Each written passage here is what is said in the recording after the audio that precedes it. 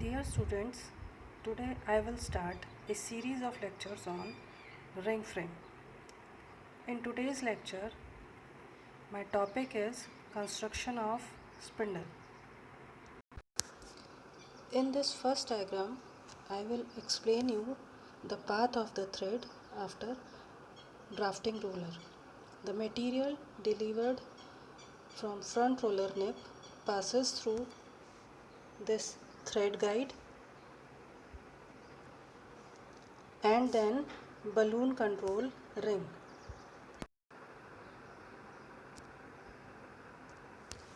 This thread guide is positioned directly over the spindle, which keeps the yarn into the center of the spindle, and this balloon control ring controls the size of the balloon. After balloon control ring, the yarn passes through combination of ring and traveler, and winding on the bobbin takes place. Winding on the bobbin on the spindle itself arises from interplay between the speed of the traveler rotating on the ring and the rotational speed of the spindle. The latter is therefore the third most important machine element following the drafting arrangement and the ring and traveler combination. This was about the thread path. Now the construction of spindle.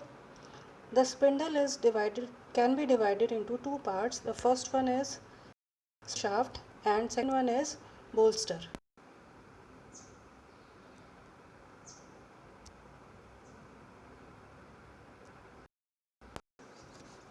As we see in this diagram, the spindle can be divided into two parts. This one is upper part, which is spindle blade, and this one is second part, which is bolster. Other parts are neck bearing and footstep bearing, then spindle valve, this one is spindle blade and chamber, then damping device, flexible tube, bolster and spiral spring and a slot. The spindle consists of two clearly separate parts, namely upper part or spindle blade and the bolster.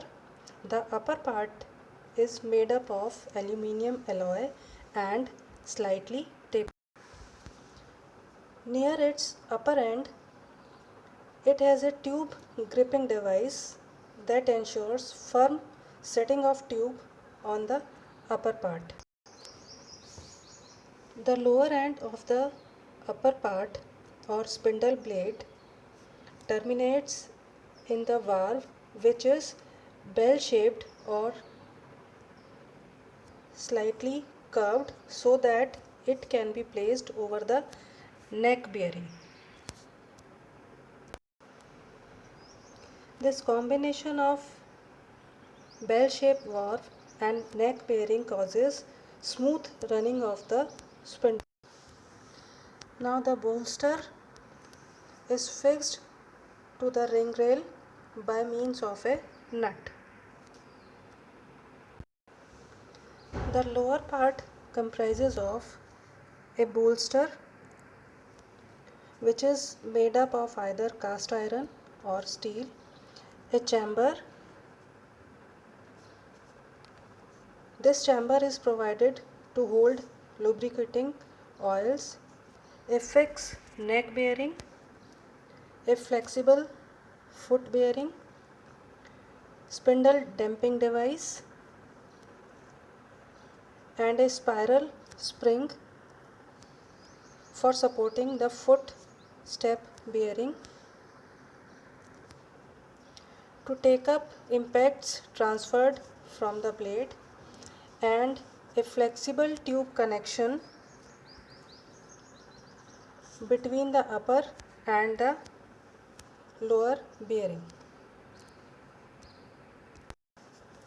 The footstep bearing usually has slots through which oil can circulate, mainly when the spindle is subjected to shocks.